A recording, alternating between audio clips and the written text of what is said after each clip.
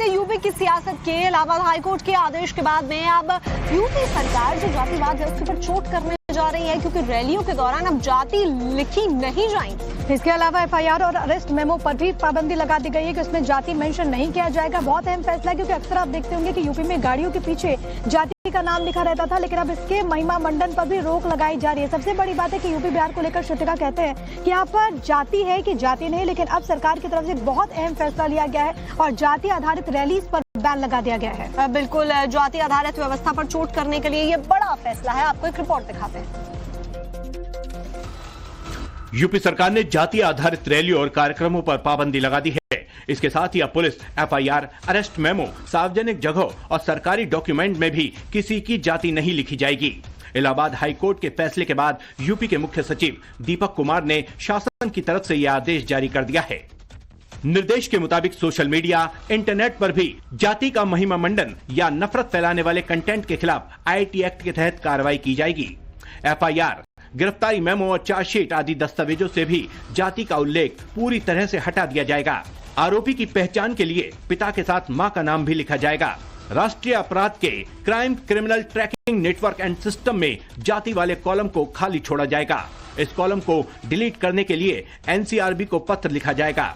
गाड़ियों पर जाति का महिमा मंडन करना बैन होगा। नोटिस बोर्ड और अन्य सार्वजनिक स्थलों पर जाति निर्धारित नारों या महिमा मंडन या आलोचना बैन रहेगी। सोशल मीडिया पर भी जाति निर्धारित नारों या महिमा मंडन या आलोचना बैन रहेगी। हालांकि SC/ST एक्ट जैसे मामलों में जाति का उल्लेख जरूरी होने के कारण इस आदेश में उसमें छूट रहेगी। वहीं यूपी के पूर्व सीएम अखिलेश यादव ने सरकार के इस फैसले पर तंज कसा है। उन्होंने सोशल मीडिया प्लेटफॉर्म पर तंज कसते हुए पूछा कि 5000 सालों से मन में बसे जातिगत भेदभाव को दूर करने के लिए क्या किया जाएगा। कहते सावधानी हटी दुर्घटना। यूपी सरकार ने जाति आधारित रैली और कार्यक्रमों पर पाबंदी लगा दी है। इसके साथ ही अब पुलिस एफआईआर, अरेस्ट मेमो, सार्वजनिक जगहों और सरकारी डॉक्यूमेंट में भी किसी की जाति नहीं लिखी जाएगी। इलाहाबाद हाईकोर्ट के फैसले के बाद यूपी के मुख्य सचिव दीपक कुमार ने शासन की तरफ से यह आदेश जारी कर दिया है। निर्देश के मुताबिक सोशल मीडिया, इंटरनेट पर भी जाति का महिमा मंडन या नफरत फैलाने वाले कंटेंट के खिलाफ आईटी एक्ट के तहत कार्रवाई की जाएगी।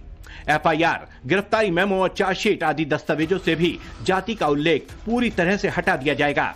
आरोपी की पहचान के लिए पिता के साथ मां का नाम भी लिखा जाएगा। राष्ट्रीय अपराध के crime criminal tracking network and system में जाति वाले कॉलम को खाली छोड़ा जाएगा। इस कॉलम को डिलीट करने के लिए एनसीआरबी को पत्र लिखा जाएगा। गाड़ियों पर जाति का महिमा मंडन करना बैन होगा। नोटिस बोर्ड और अन्य सार्वजनिक स्थलों पर जाति निर्धारित नारों या महिमा मंडन या आलोचना बैन रहेगी। सोशल मीडिया पर भी जाति निर्धारित नारों या महिमा मंडन या आलोचना बैन रहेगी। हालांकि SC/ST एक्ट जैसे मामलों में जाति का उल्लेख जरूरी होने के कारण इस आदेश में उसमें छूट रहेगी।